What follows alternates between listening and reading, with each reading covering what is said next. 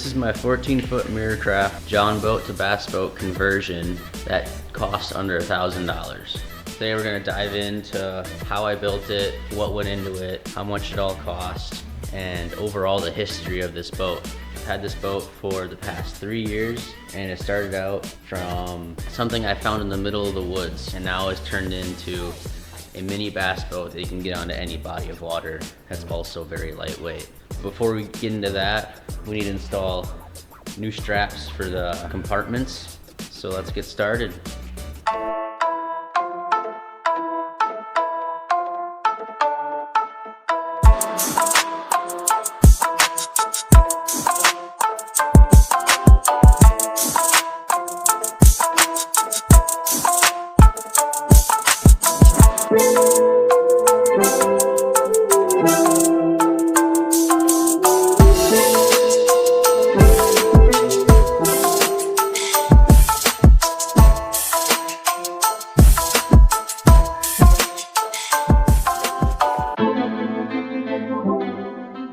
Alright guys, so now we're going to take a look at the boat and what I have done to it. A little backstory, so this boat was sitting in the backyard of my uncle's property, and it was upside down, no seats in it, and everything was just... So I took it on a flatbed trailer, took it here, and I spent a few weeks sanding it completely down, and then I repainted the entire thing with a roller. The color I chose to go with was green. It's what I got at Fleet Farm. This paint is amazing. It has not come off at all in the past 3 or 4 years. Bottom has a few scuffs from just normal use, but other than that, it's great. And then this trailer was also a kind of like middle of the woods find. It was completely rusted out. It needed a lot of work done. Didn't have any lights, needed new tires. So I got the new tires. I sanded the whole entire frame, put rusty metal primer on it, and then I went with like gunmetal gray for the boat trailer.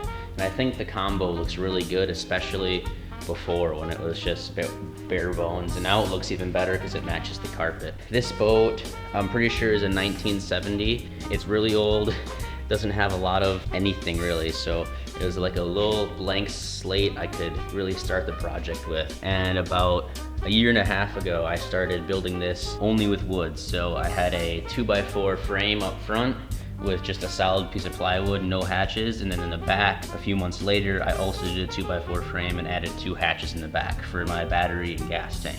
That was like the first rendition and what we ran with for a long time on this boat, which was still very usable considering that before it was just a normal John boat. I started this rendition close to a year ago. I brought it inside and it was my winter project. I stripped out all the wood, all of the seats, and the first thing I did was went to tbnation.com and I was able to get the Gen 10 framing kit. I got the second lowest model. I'll link it down below with what kit I got, but it didn't have a lot. Framing, the aluminum framing that I went with, so it was 1/16 aluminum. It was, I think it was 12 feet of the box tube, 1.25 inch aluminum, and then it was all angled aluminum. I think I got like 20 something feet of angled 1/16 thick aluminum, and then it came with a lot of rivets. So the first thing I did was I measured out the baseline all the way up the contour of the boat, so it was the same level, and I put in angled aluminum all the way going up as like on the gunnel, but like I think I chose a specific like 2.5 inches down, and it goes all the way along the sides and met in the middle, and that was kind of like my frame that I could build off of. So then I just had to start laying out what I was gonna do for hatches, what design I wanted to do, and I had a rough idea due to some projects that I saw online.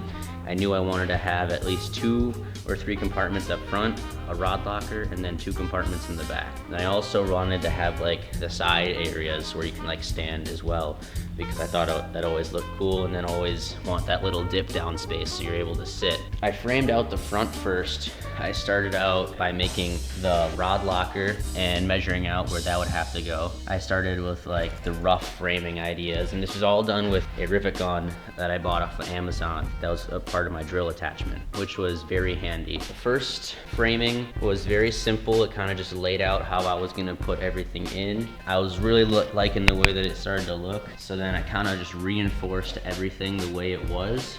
So it had enough supports going down and then areas where the lids can sit on the boat. That was really the toughest part, was making all of the framing work together, because I mean, I've seen people do stuff similar to this, but this is like the first of this like very simplistic framing style that I've seen.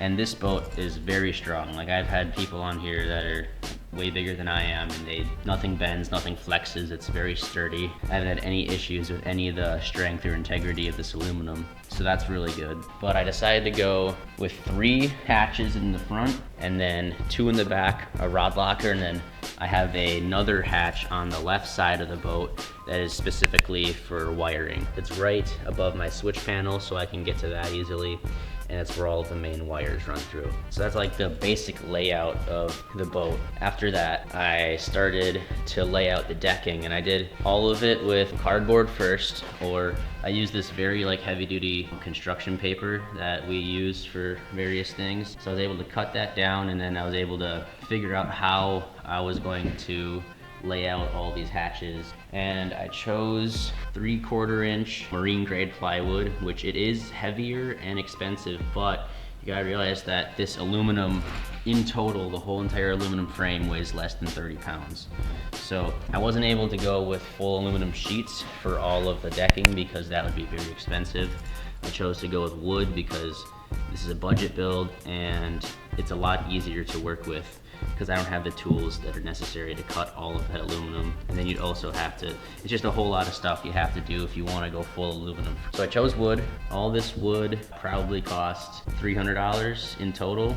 Luckily I had most of it sitting around, so that was very helpful. And then the walls of the compartments are 1/4 inch marine grade plywood. That was a lot cheaper, and just to kind of save on weight, didn't need to have any structural integrity whatsoever. I got all of that cut out, and then I chose this marine carpet from Walmart. It was very cheap. It was like, I think it was 80 bucks for a roll that covered the entire boat. And I was able to use normal carpet glue that I got at Ace Hardware. I got them all stapled down and looking nice. I painted the backside of some of the hatches, mostly kind of like the inside of the rod locker. I'll just kind of start from the back here. Originally, I wasn't gonna have anything on the back for a motor yet because it was a little expensive, but I chose to chuck on this old Minn Kota hand trolling motor that I had lying around. It's just kind of to get around a little bit easier instead of using the front trolling motor. Hopefully in the future, we can get like a 4-stroke, 15 horsepower. That'd be very nice. I just didn't want to put an old greasy 2-stroke and like ruin the carpet and all that stuff. So back here in these 2 compartments,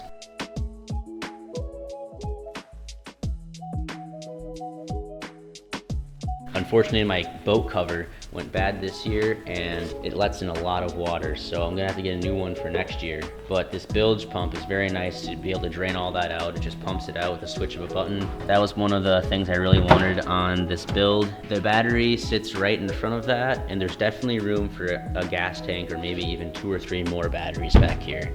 It can kind of be used for anything. Okay, so moving forward, I put in a 8-foot rod locker. This rod locker can fit just about any rod that I have. I think it might be even longer than 8 feet. It's fully carpeted on the inside, very simple design. The floor is carpeted, the sides have, that's why I painted them black so they would look a little bit better. It moves all the way forward. I've been able to hold 10 to 12 rods in here, like comfortably. I just have the rod sleeves on all of them, which keeps them separated. Okay, so moving forward, I have 2 large hatches that are mostly waterproof. I wanted to use these for like all the storage of my tackle and all the storage of anything that you don't want to get wet. I took very cheap plastic totes from Fleet Farm and I cut them into different pieces and riveted them together and duct taped them together so it was a little seamless. They look very nice considering how cheap they were. I think in total for both of these it cost $8. Very big compartments. I'm able to fit all of my tackle, all of my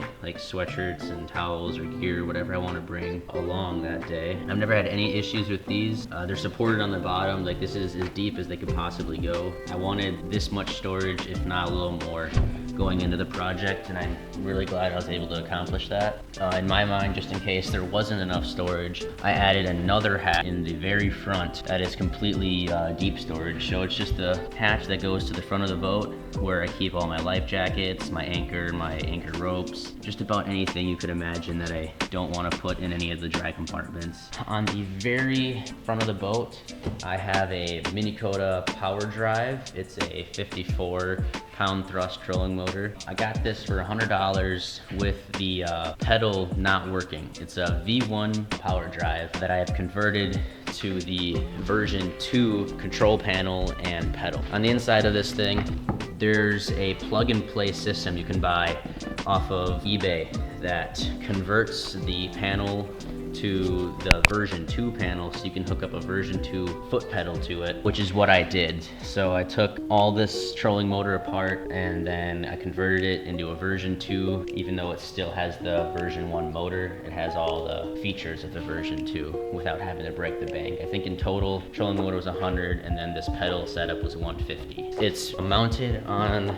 a TV Nation adjustable trolling motor bracket. I wanted it to be seamless. I didn't want to have like a giant block of wood here, and I also wanted to save on weight, so I went with the aluminum one. That one cost me like $80, I believe, but it was definitely worth it. This trolling motor pushes this boat around way faster than even the rear trolling motor, so never run out of battery as well. It's very, very battery efficient. So that's kind of the whole entire layout of the boat. And then also this last hatch right here that goes into all the electronics. It's very handy. It's just nice to be able to disconnect stuff, and if I wanted to add new stuff, I could.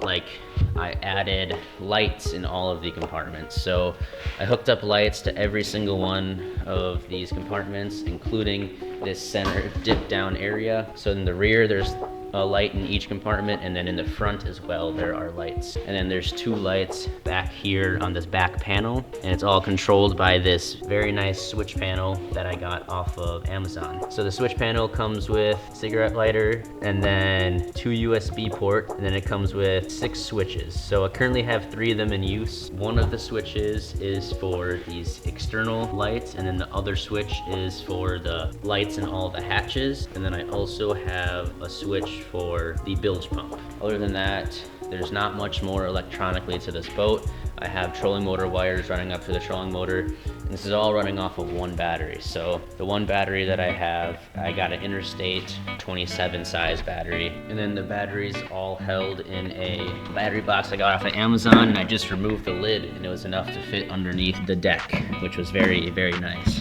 So I got the boat for free and the trailer because they were both in bad shape. And then I probably spent $75 on paint, $30 on the tires. That was all the expenses I had there. All of the aluminum costs $400. All of the wood probably costs $300. So we're at like $800. And then the carpet cost me $80. And then trolling motor and trolling motor pedal combined was $250. In total, the whole entire build probably cost me right around that $1,100 to $1,200 range, which for a small bass boat these days is very, very nice. It's hard to find a budget build like this. The only thing I would like to add would be gas pistons to keep these hatches open, which I might add in the future. I got these hinges off of Tiny Boat Nation.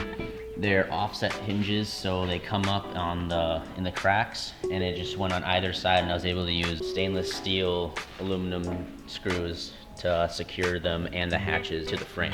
But overall, it was definitely a fun build. I had a great time doing it. It makes me want to build another one, but currently do not have the time or resources to do that. We're gonna put this in the sheds. We're gonna get it winterized, get the batteries all taken out and everything, and I'll take you guys along for the ride.